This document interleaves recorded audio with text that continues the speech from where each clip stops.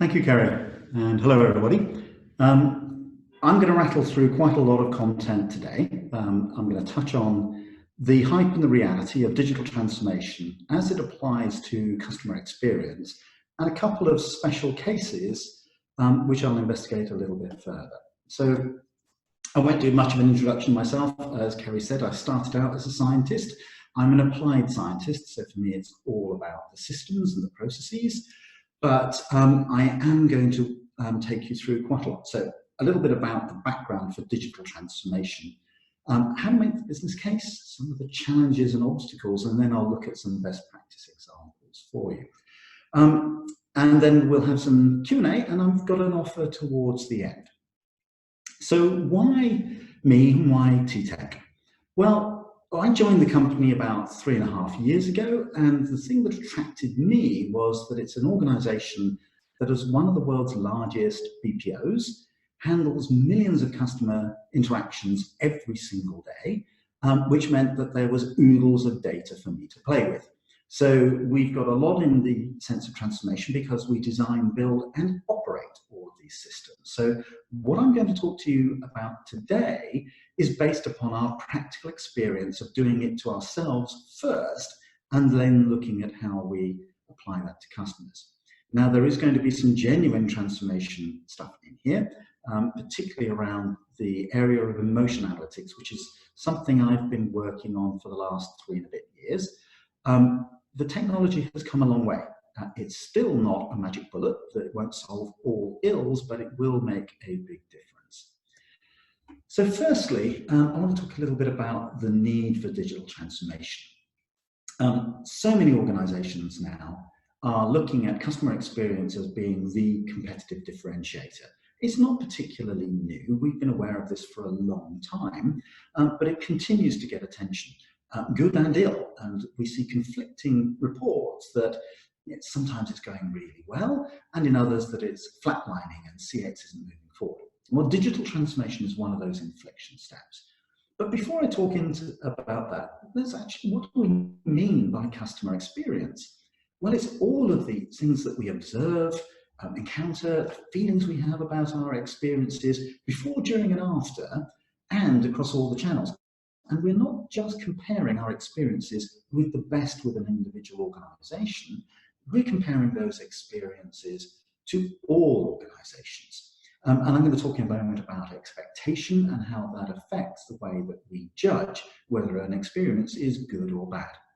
But before I do, I'd like to ask one of those poll questions. So I'm going to hand over to Mark and say, Mark, could you open the question?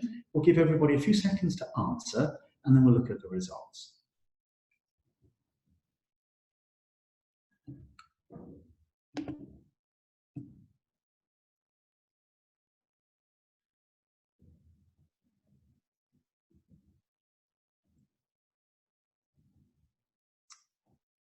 Okay, hopefully everybody's had an opportunity to answer that question.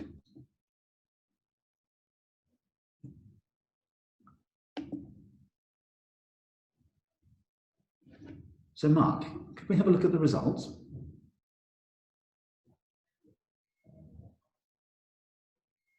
Oh, I guess that's going to take a moment. So let me go on then to the next slide.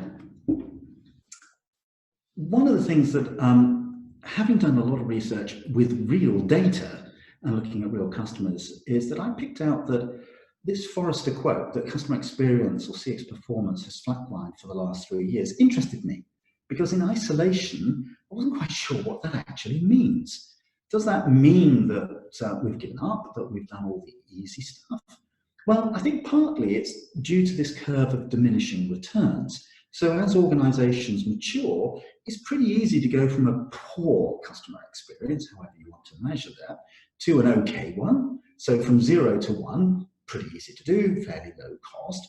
From 1 to 2 takes a bit more effort, but then it begins to become a diminishing return. So to go from 2 to 3 or a 3 to a 4 becomes ever more increasingly expensive.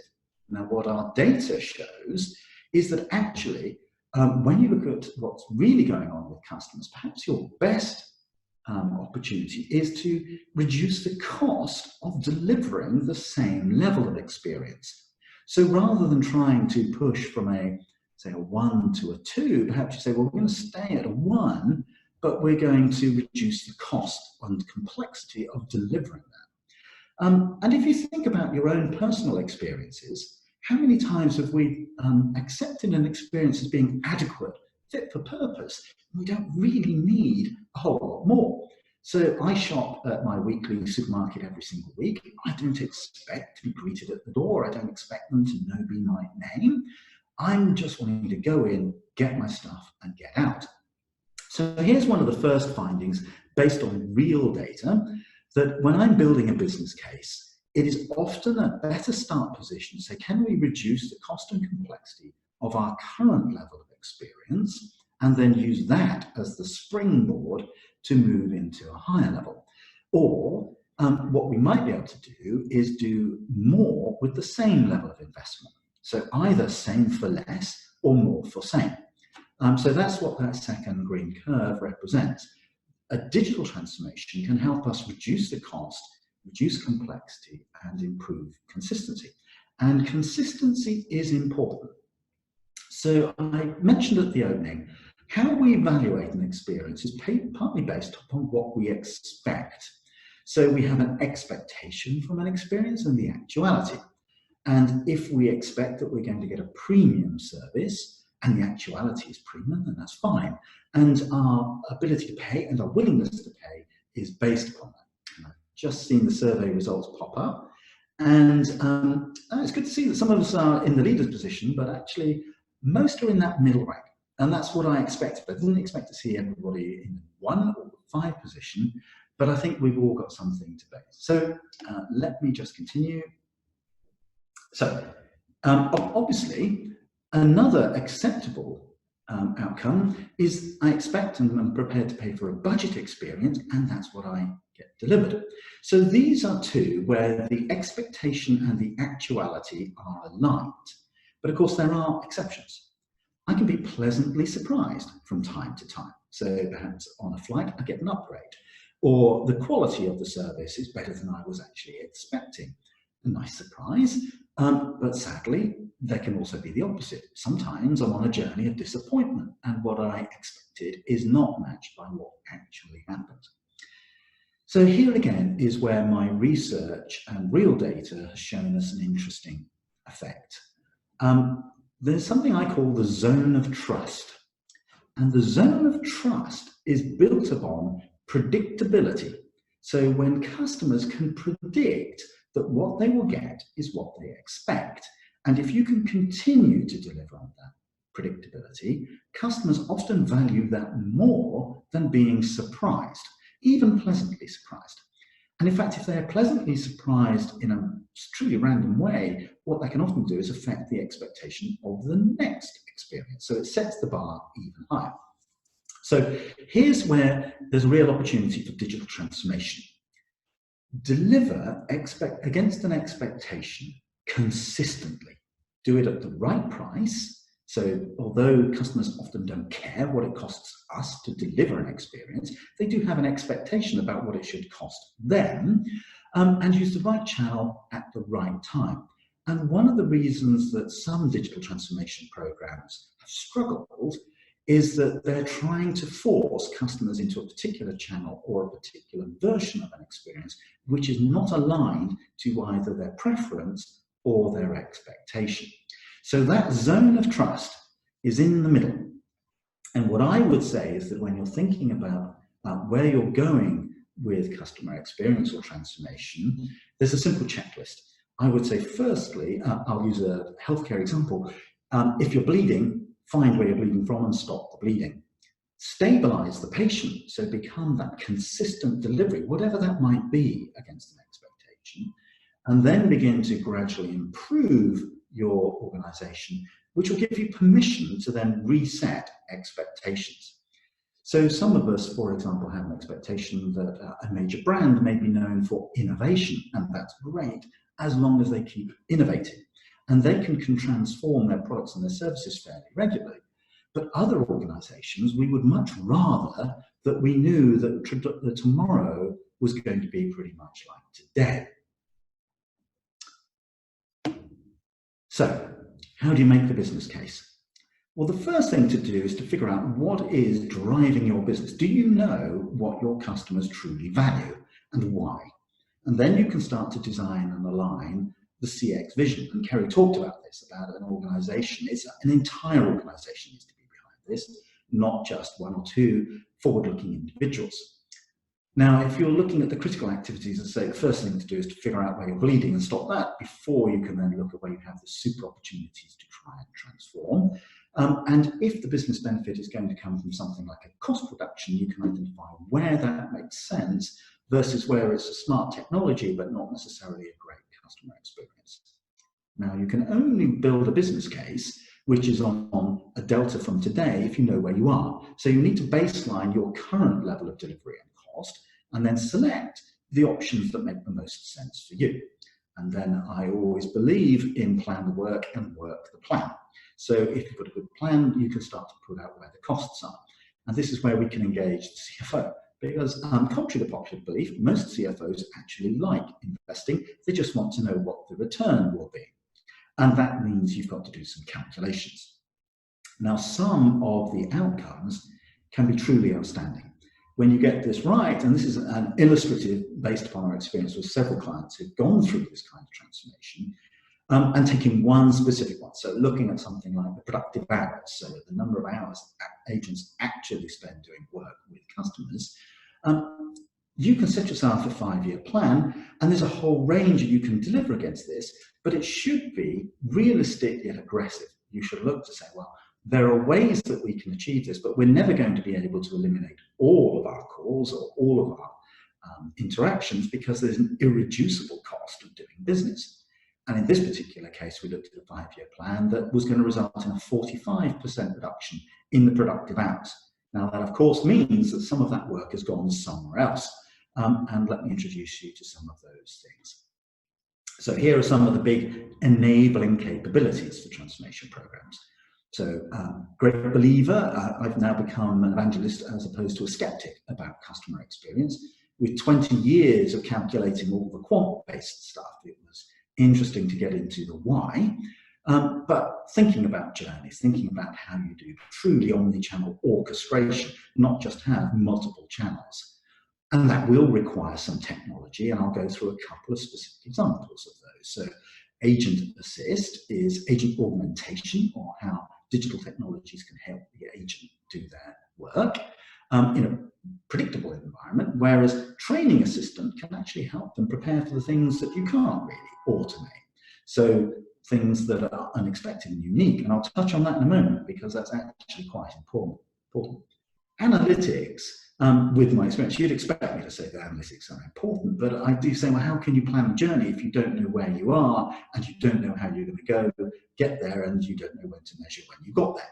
So analytics gives us the insights where we can take data-driven decisions. So we can actually make logical decisions based upon factual evidence rather than experience and instinct, which can sometimes lead us astray, particularly during transformation. Now, with a plan, you should anticipate there has to be change management. You can't just throw it out there and hope that people will jump on board. One of the things that from the early days I did work with business process re-engineering, we often underestimated the complexity of getting staff on board. That we assumed that they would be up for it and they would be willing. But they're human beings and they're as frail and fickle as the rest of us. And then you can start to look at, well, where can we make those big optimizations? Where can we make savings? Where can we improve revenues? And I'll give you some quant-based examples of that. So let's go through, Kerry mentioned this Gartner study, and I've got two phases of this. It's not a contradiction. There are a lot of organizations that are investing in transformation of customer service through using AI, and that will continue.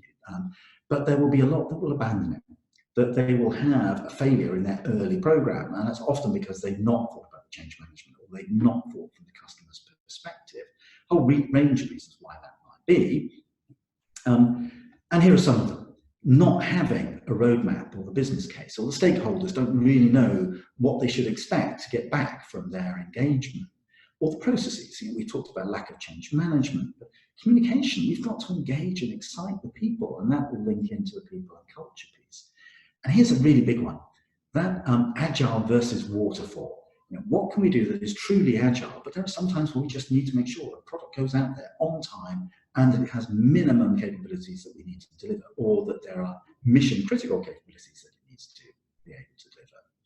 For those organizations with history and pedigree, then they've got legacy systems to deal with, as well as some technologies are definitely overhyped. So machine learning and AI is in danger of doing that. It is actually not as easy as it sounds, and that one of the challenges is figuring out what you've actually taught your learning machine, which means you've got to have a good understanding of what the technology can actually do. And then think outside in. Always think about your customer at the center of customer experience. And don't underestimate how difficult it is to get people to get engaged. I actually like skeptics. They're the ones that test our hypothesis. And when you've done your transformation, or in the process of doing your transformation, the work that's left will be different. And it will require you to cross-skill and upskill your staff. So let's look at some of those best practice examples, starting with agents in the call center. Well, analysts are talking about this a lot, as we would expect. That there are customers will abandon an interaction if it just takes too long, or they just think that the employees just don't know the answer. We expect, in the modern era, instant answers to questions, and that the answers need to be right. We do want a degree of intimacy with our organization. I expect you to know who I am and that I am valuable to your organization, perhaps even if I'm not.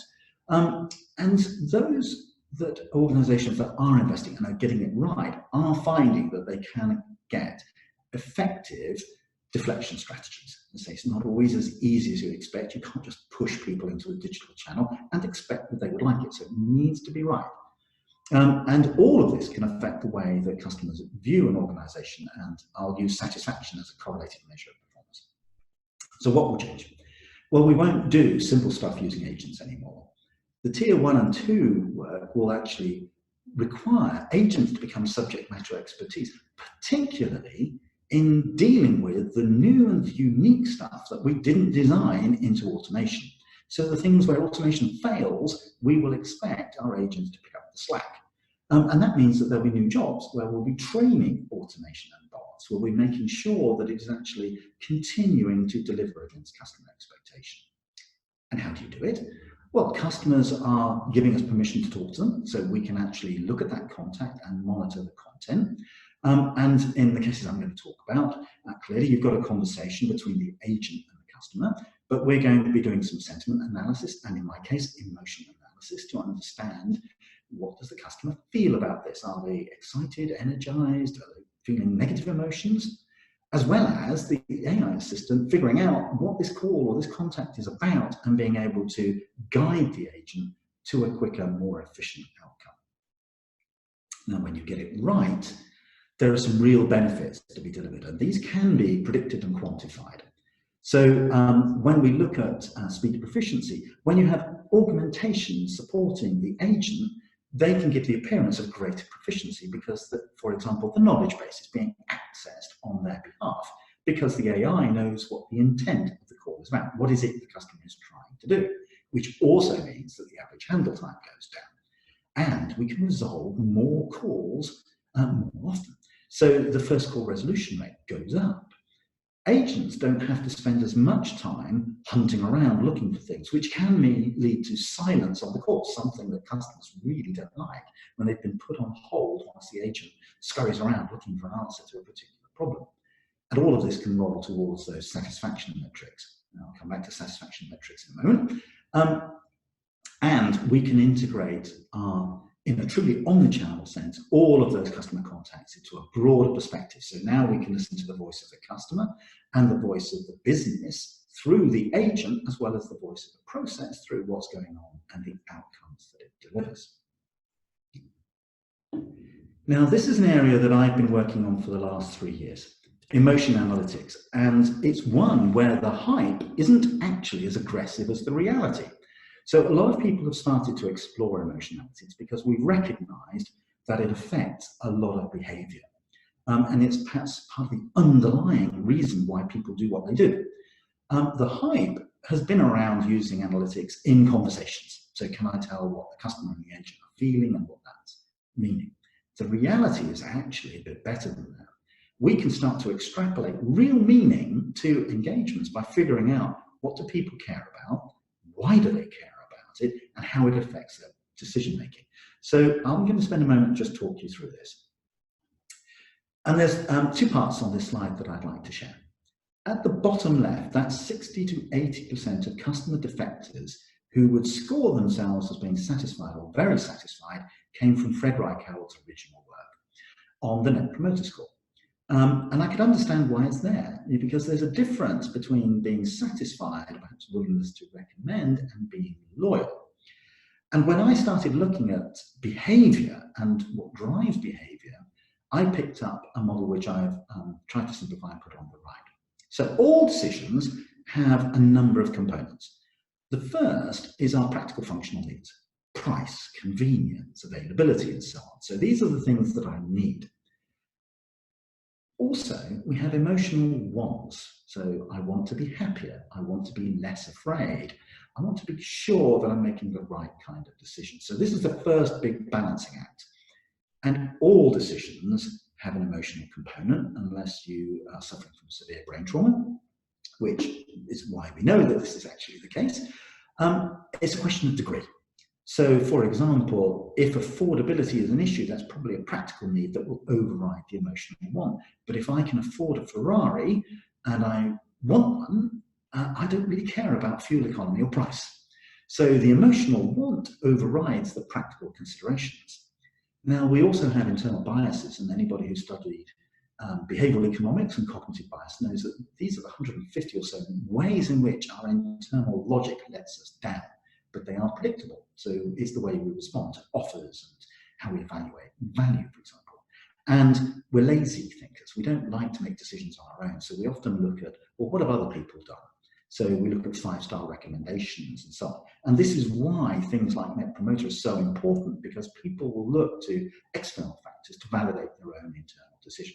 But there's also the context: what am I trying to do and how, and our prior experience and habit. So what am I familiar with? What have I seen before? What looks similar?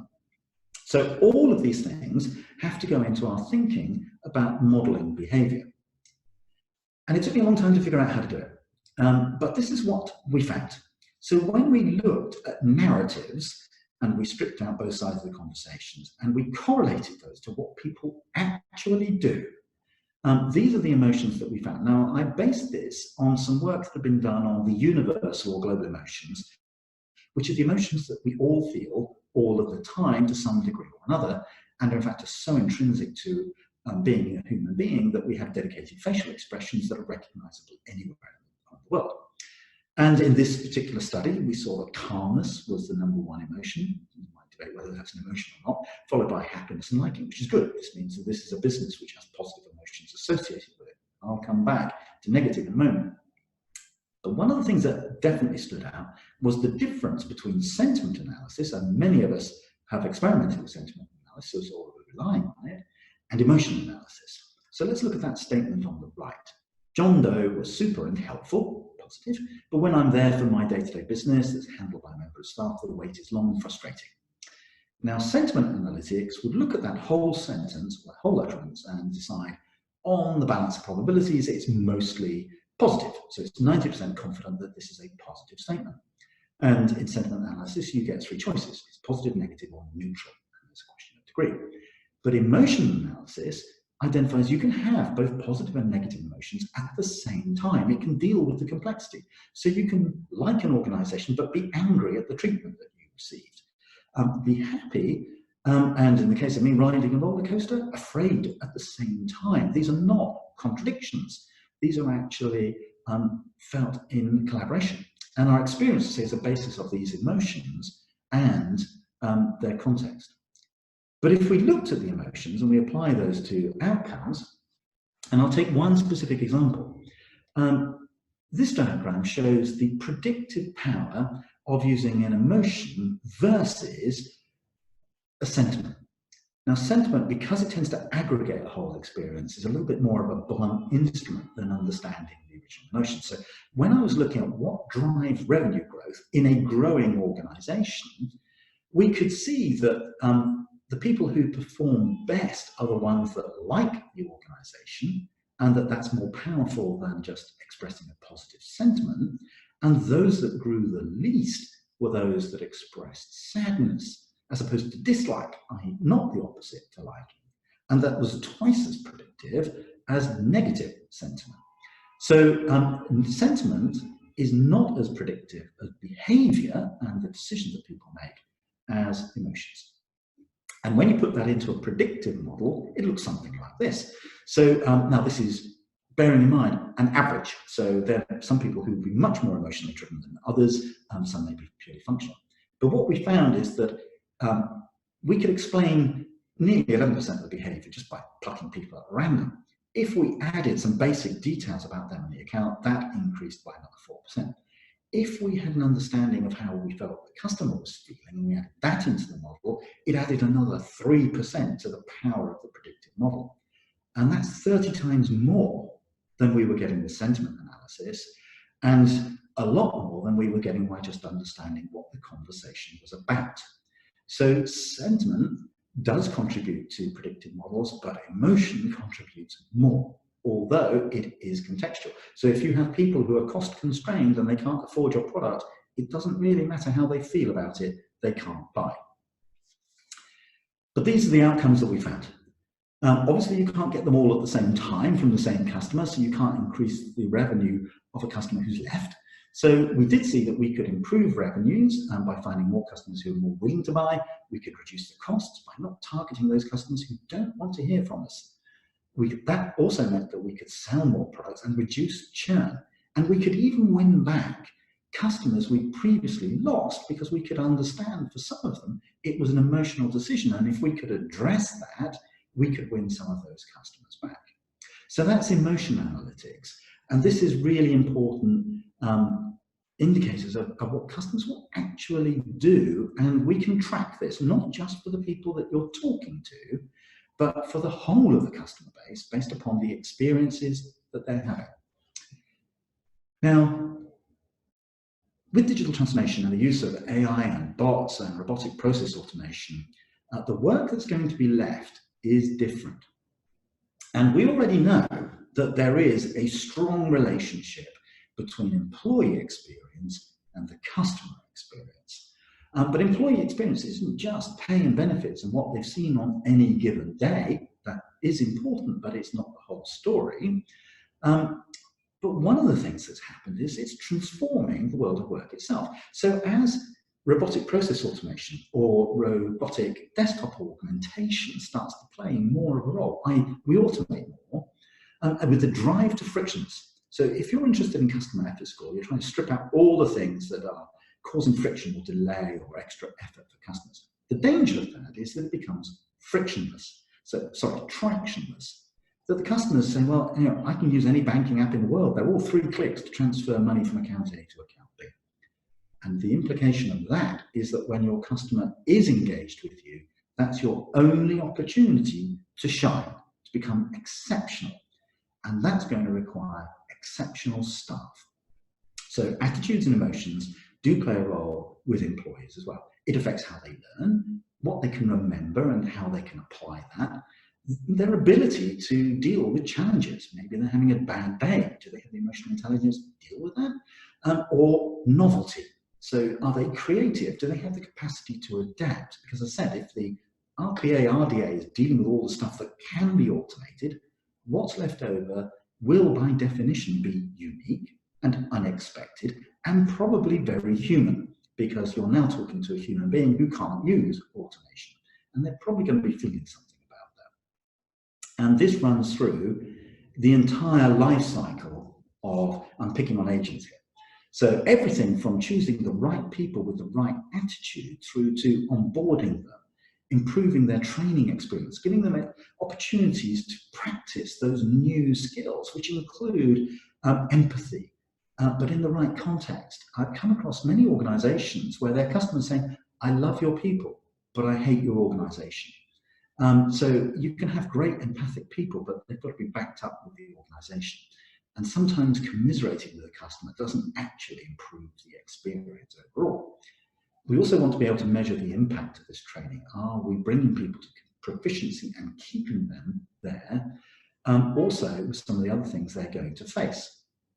So all agents, all employees need knowledge, knowing what to do. Now that's going to change from being able to answer questions from rote to having the wisdom to deal with the unexpected. And they need to practice and rehearse their skills so they know how to do the what, which also requires the processes which enable them to be creative and adaptive and agile and build a feedback loop. But most of all, they're going to need the mindset. They're going to need the attitudes and beliefs that will actually support that, because some of this will involve things like personal risk-taking. You know, when can I be creative? When can I make an exception around a rigid process? Now, new agents obviously need to get there quickly, so we need to get them on board and we need to get their nesting period in. And actually, there's a good correlation between the length of training and satisfaction, employee satisfaction. In fact, you can keep people in training for too long and that they actually want to get out of work. But existing agents also have to face constant change. Products and services are changing, the environment within which they work and their customers exist changes as well as the business processes. So this is a harmonious ecosystem of the people, process, and the technology, but people are a big part of this. So the digital transformation, one of the things that can often let it down is not the digital part. It's that it's not married properly to the people part or the processes to deal with those exceptional circumstances. So in a world where we now have lots of micro-learning and just-in-time, and where we go to YouTube and Google to find out how to change things and to do those little micro-engagements, having plans to engage which enable you to go on journeys of learning on the platform or device that I like, and that I can practice these things, including empathic practice, as well as learning from my colleagues and my peers and contributing. So something that I discover and have that in a just-in-time or scheduled basis. And again, analytics has a huge amount to play in here. It can identify where the training's working, where it's not, what might be behind that, and what we can do about it at the agent level, the class level, the trainer, and even their manager. So it's the challenge the individual agent, is it the class, the content, or the trainer? And again, get it right, big business benefits. We can reduce training times dramatically. We can then move to reducing their onboarding time, keeping them proficient, and this all contributes towards a better employee experience and a better customer experience.